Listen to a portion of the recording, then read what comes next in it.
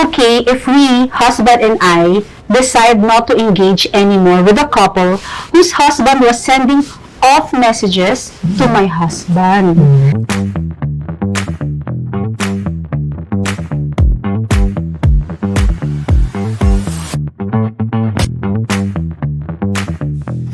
Hello po!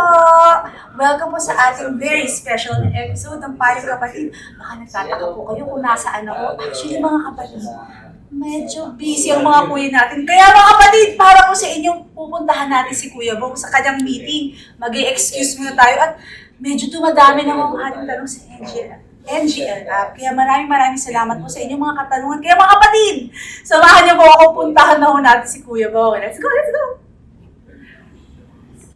Kuya Bong, hello po. Tapos ka?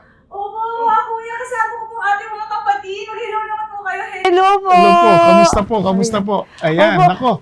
O nga pala, no? Payong kapatid nga Opo. pala. Naku, pagpasensyahan nyo na po. Busy ho kami ngayon lately. Pero si Kuya Erwin din pala, wala rin dito, ano? Oo eh. Naku, pero praise God to, dumaan ka dito at kayo din sa inyo at kasama namin kayo dito sa Payong Kapatid. Naalala ko lang po, just in case hindi pa sila nagsusubscribe, mag-subscribe na po kayo. At meron po tayo sa YouTube, meron po tayo sa Facebook, meron po tayo sa Spotify, meron po tayo, marami pong mga platforms, iba-iba po. Tapos, ano pa ba? Meron pa tayo Yung NGL, kuya. NGL, pwede pala kayo magbigay ng mga tanong doon. Tulad ko ngayon, guys, netong si Toske, excited. Mga kuya, sorry kung naantala ko kayo sa yung mga meeting kasi may mga kasama ko ata kayo mga leaders din, nagmi-meeting, nagpupulong-pulong. Actually, break time namin, kakain din sana kami ngayon. Sorry mo, ma-estorbo ko muna sige, ho okay. kayo Pero mga kapatid, ito na kasi, ang gaganda ho ng mga tanong sa NGL app. Kasi yung NGL app, yung pinakabago nating app, hindi ho natin malalaman kung sino yung nagtanong. Kaya hindi ko talaga alam kung sino yung nagtanong nito, mga kuya. So, mga kuya. So, ito na, Kuya Bong, okay ba? Sinimulan na natin. Sige, simulan natin. Sige Okay. po. Ito po yung unang katanungan. Is it okay if we, husband and I, decide not to engage anymore with a couple whose husband was sending off messages to my husband? Clearly showing that he is interested to my husband. Note that we called out the action and the husband denied that he has a struggle with his identity. Thank you. Yan po galing po sa ating NGL app. Yan po. Napakahirap pala ng tanong na yan. Ay, ganun ho. Anyway, alam mo, sa mga ganitong pagkakataon, siyempre, magkakaibigan yan, no?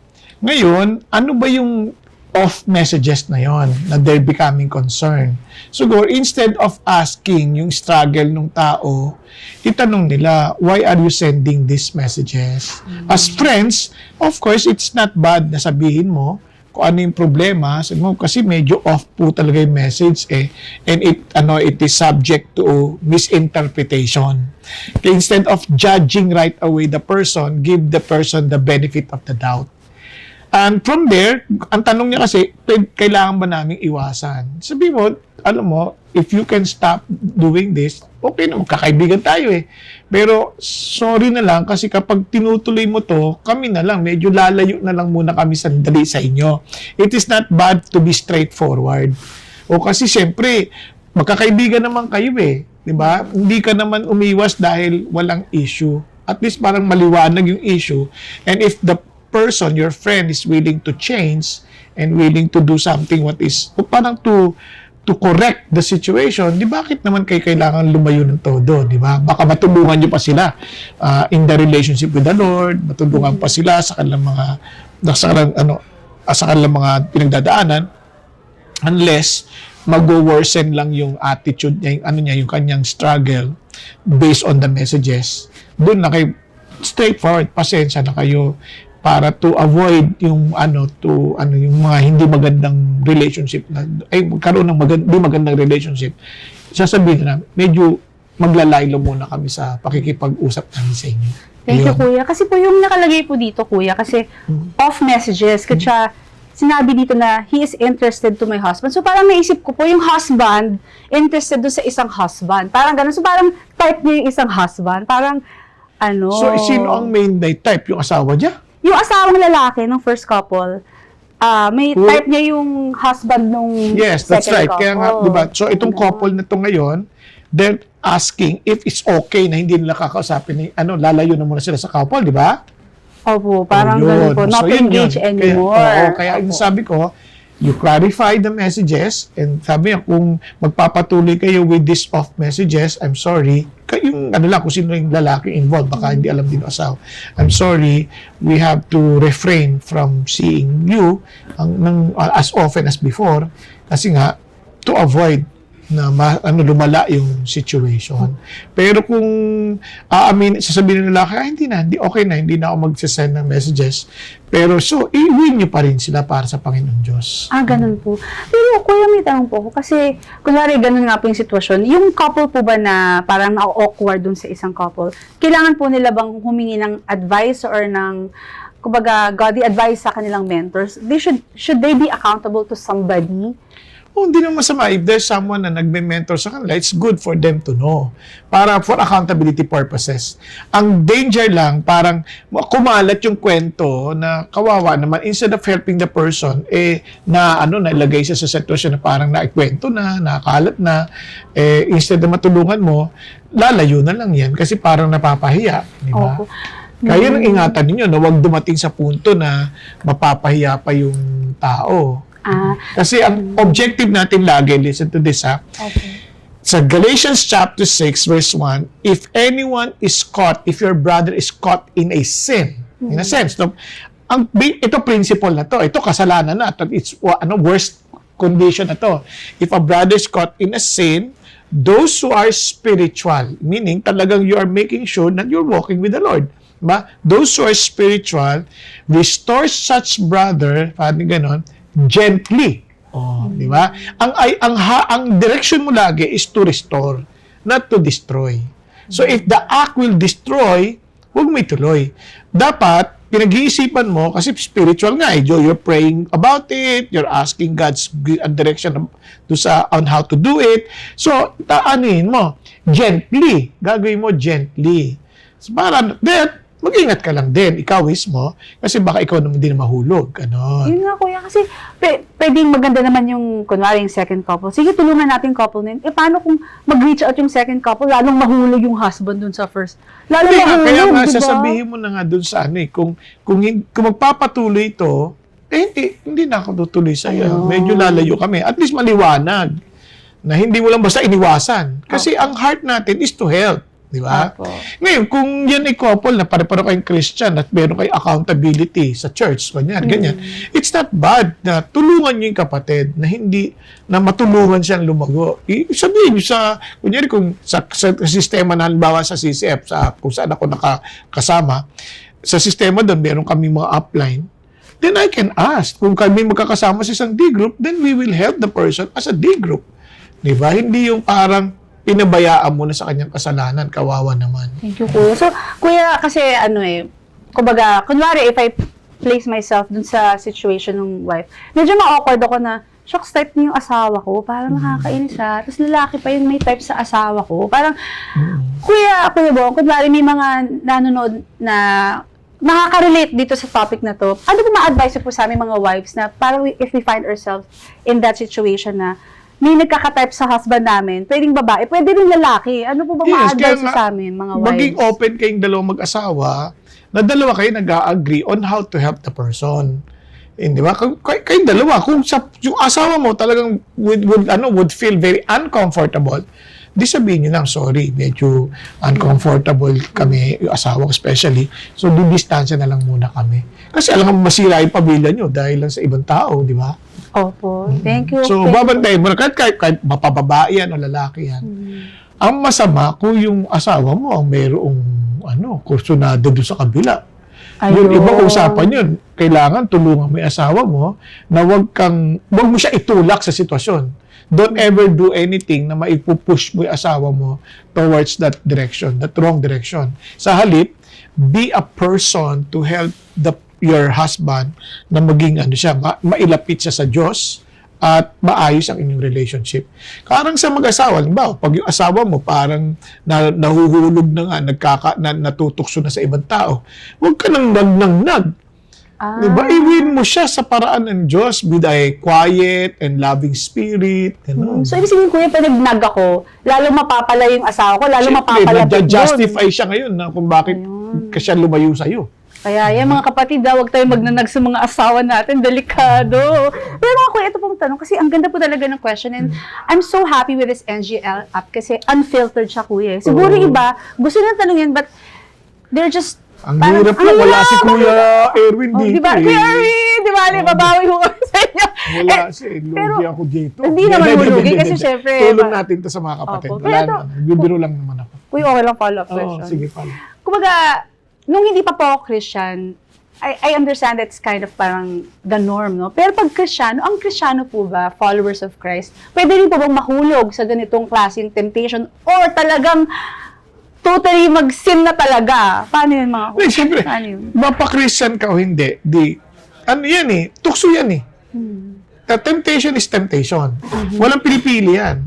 Lalo nang tutuksuin yung Christian kasi nga, ang gusto ni Satan, sirain tayo. Ganun. Oo, kaya tayo naman, praise God, we are more than conquerors in Christ Jesus, pero it doesn't mean we are we are invincible na hindi na tayo matutukso.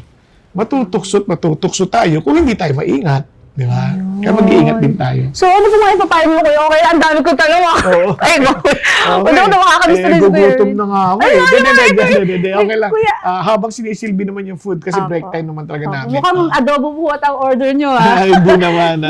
Chicken pot. Chicken mo Pero may follow-up question ako. Ah, Okay, sige, okay na. Kuya, so ano po nga ipapayo niyo po sa ating mga kapatid na actually already in that sin? Kumbaga, already committing that as of now. And sa kanila parang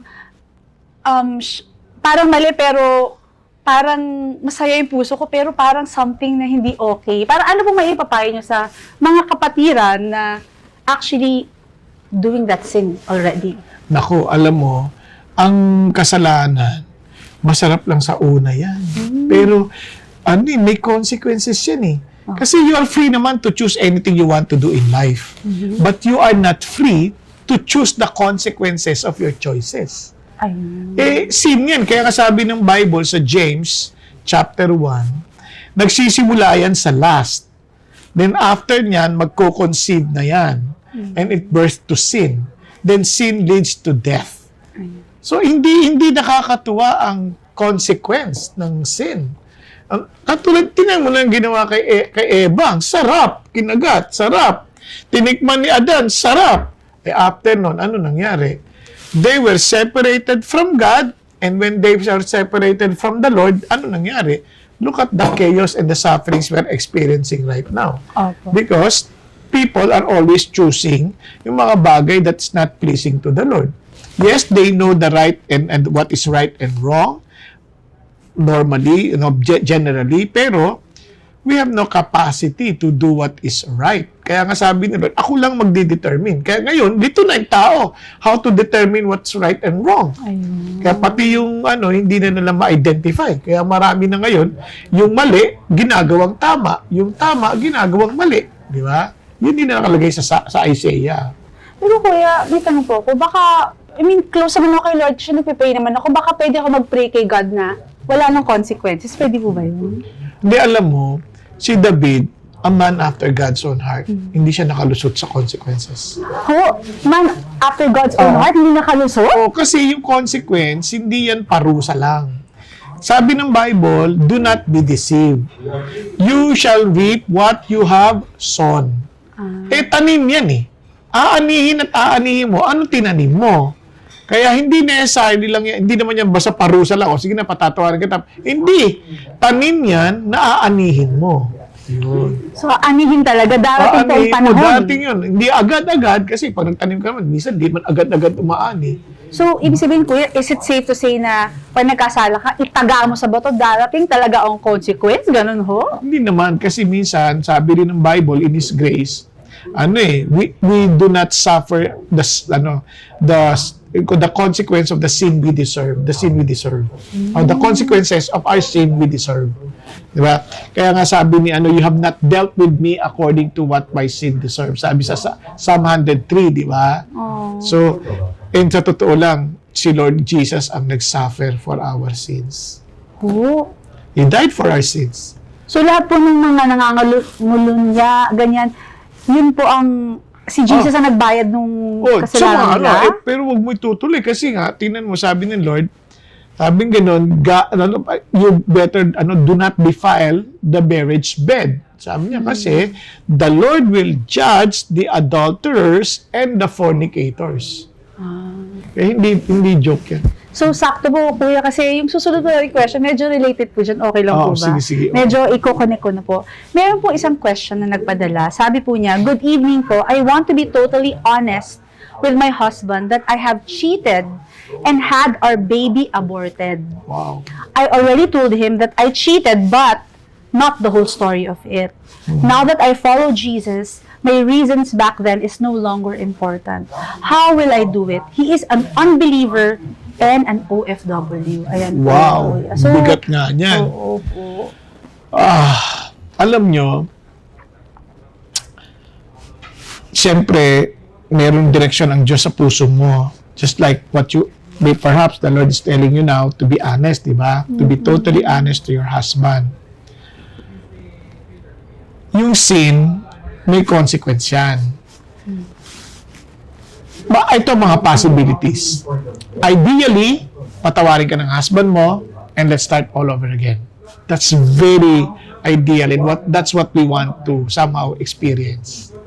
Pero hindi laging ganyan ang totoo eh. Minsan, ang isang possibility, okay, stay tayo, pero magmumulto palagi sa asawa. Uulit-ulit hanggang sa gagamitin niya, posible niyang gamitin, dahil mahina rin naman siya, gamitin to justify naman kung mandadaya sa sayo. Di ba? So, kung gagamitin yan, you will feel the pain. Pero hindi ka pwedeng gumanti sa Panginoon Diyos. Ang heart mo is to win this guy and to glorify Jesus. So, hoping ka na mawin mo siya sa Panginoon Diyos. Di ba? Kaya yun, isang rin yun, isang possible journey na dadaanan mo. Ang another consequence is that iwanan ka na. Diba? Iwanan ka na. Kasi, hindi natin alam kung anong kakayanan niyang gawin, ano yung nasa lagay sa puso niya eh. Okay. Pwede ka niyang iwanan, pero malungkot, hindi ka naman pwede mag-asawa ulit na iba. Kasi nga, nagkasala ka na nga eh, gusto mo, sa Lord ka na. Diba? And you're just hoping na magbago isip ng asawa mo. So what I'm trying to say is this, regardless of the consequences, you must be prepared sa anong magiging consequence. But you better pray to the Lord na talagang Lord, di ba? Kung pwede lang. Yung ganon. So, kanya kung si Jesus, kung pwede lang, huwag mo na akong padaanin sa na to, itong cup na to of judgment, lumagpas sa akin. Pero not my will, but thy will be done. So, dapat, when you are to say this to your husband, nandun ka na sa punto na, Lord, not my will, but thy will be done. And kung ano yung magiging consequence, and I would be willing to accept. And tulungan nyo na lang ako that I will not do anything evil or foolish things dahil lang sa kung hindi ayon sa pinakamagandang pangyayari na maging consequence ng aking aksyon. But hindi masamang mag-pray na, Lord, patawarin niya ako, magkapagsimula kami ulit at makakilala asawa ko. Hindi masama yan. Actually, yung mga tanong po ako, okay lang po. Yung isa ko pong naisip na tanong, kumbaga, pwede naman ako humingi ng kapatawaran kay Jesus eh. And alam ko naman papatawarin niya ako. So kung napatawad naman ako ni Jesus, baka pwedeng hindi ko na sabihin sa husband ko kasi na-forgive naman ako ni Jesus. Baka pwedeng itago ko na lang yon just to save our marriage at hindi siya masaktan. Ayoko, kumbaga, double dead na. Parang ang dami ko ng kasalanan. Dadagdagan ko pa ba yung sakit ng asawa ko by telling him? Siya yung nakakaroon ng konsensya na kailangan niya sabihin eh. So, pakinggan niya po yung kasi it's bothering her. Ayun. It's a form of, it's bothering her. She has to be freed. Ayun, freedom. From such, bother o guilt. Kailangan niya yun eh. So, pag sinabi po niya sa husband yun, talagang mapapalaya talaga siya? Ganun ba? Yung mapapalaya siya, pero hindi natin alam kung ano magiging consequence. Kaya ang mahalaga, she has to prepare herself sa mga possible consequences. Kuya, may tanong po ako isa pa. Okay lang po. Paano po kunwari, sabi ng husband, ayoko na, hiwalay na tayo. Siyempre, ayaw niya makipaghiwalay. Nakipaghiwalay nga, kahit ayaw ng babae. Kaso, syempre, lonely naman na wala kang partner in life. So, paano yung kuya? Parang, hindi na ba ako pwede mag-asawa ulit? Kasi Yun ang ayaw na ng magandang- husband ko eh. Magandang katanungan. Kasi kung hiniwalayan ka na, since ikaw ang nagkasala, that's part of the consequence. But you have to remain faithful. Kunyari sa husband mo, hoping na makabalik siya. Kung paano kung di na bumalik? Ganun pa rin. Your love is only for Jesus. So, parang widow na ako, ganun po. Parang wala Parang na. ganun. Kasi Ganun mo. ano yun, consequence ng sinning. Hindi pa ako pwede mag-boyfriend? Ganun? Ay, hindi. Kasalanan mo yan eh. Pero pwede ba mag-girlfriend yung asawa ko? Kasi ako naman nagkasala. Hindi, actually, kung sa tutuusin, dapat magpatawad siya. Okay, pwede ba asawa ko? Hindi naman siya kasi Christian, di ba? So, hindi naman niya iisipin yung kung anong gusto niya. Siya manunod oo sa nga. sarili niya. Pero, in terms of kung kasalanan ba, kung yung lalaki magkasawa ng iba, sabi kasi ng Panginoon Diyos, yung nag-divorce, kung Christian, hindi siya Christian, kung nag-divorce, and sabi niya, because of immorality, di siyempre, pwede siya mag-asawa, di ba? Ganun ho. Yung lalaki, pero yung babae, hindi. Ganun ho! Oo, siyempre, siya yung nag-immorality. La! Kaya nga, yun kasi sa'yo, maingat tayo sa buhay natin. Kasi yung sin, parang masarap lang sa una. Pero yung consequence, sobrang dami. Parang kang nagtanim, isang binhi lang yan. Pag nagtumubo na yan, ang bunga niyan dami. Ay, grabe. Ang bigat, di ba? Kaya habang maaga, putulin mo na. Kaya sabi nga ni Lord kapag ang kanang kamay mo nagkukos ng kasalanan, putulin mo na kaysa yung buong katawan mo mapunta sa impyerno. Di ba? Opo, kaya Kuya Bong, sa mga nagtanong, ipag-pray na lang natin na talaga mapagtagumpayan nila itong hinaharap nila talagang Yes, hindi sitwasyon. madali itong mga pinagtatanong mo, ha? Opo. Parang tuloy na wala na akong gana kumain. Oh, hindi ho, grabe. Actually ho, naamoy-amoy ko na ho yung adobo Wala no? pa. Hindi ba ba? Pero, Kuya, salamat po sa mga nagtanong sa NGL app. Thank you so much. Pasensya na And, po kayo. Pero huwag kayong mag-alala. Next week, magtatagpo tayo ulit. And hopefully, masagot pa natin iba pang mga katanungan. Opo, bigyan natin kay Oo. Kuya Erwin. At saka yung kung sakaling may kulang pa doon sa sinabi ko, pag-pray nyo muna yung mga gagawin nyo, pero pag kulang pa yung sinabi ko, baka si Kuya Erwin may mga sasabihin pa. At baka pagkabusog na ako, meron pa ako maisip na bagay na pwede kong tanungin sa Diyos, di ba? Opo. Ayun, so, kasi biglaan to eh. Oo, di ba? syempre para sa mga kapatid natin, para ho sa inyo talaga kung sinuong ho natin ng traffic, ganun. At mamaya na ho yung bangus. Pero words of encouragement po muna Ay, okay, tayo. sige. Alam nyo, doon maintindihan, mga kapatid, di ho madali ang magkasala. Ang ano ba ibig sabihin magkasala? Ito po ay buhay ng malaya o nabubuhay ng malayo sa Diyos o kaya independently from God. Kaya nga sa maraming tao, kanilang kalayaan ay gagawin na yung gusto nila. Alam nyo, kung ihahambing niya sa isang aso, ang asong pwede niyang gawin kahit anong kanyang gusto. Wala siyang amo, pwede siya makipag-sex sa daan kahit kaninong aso. Ang tawag dyan ay askal. Ang pangit ng kanyang buhay. Pero yung mga aso may amo, hindi siya basta-basta ipapagalaw sa ibang aso. Pipiliin nila yung tamang aso para sa kanila. Pero naka-stroller yan, pag napunta sa mall, nakasapatos yan, pinag-groom yan, babango, at nagbibigay kasiyahan sa kanyang amo. Ang kanyang loyalty nasa kanyang amo. Kaya minsan, parang inisip natin ang hirap ng may amo.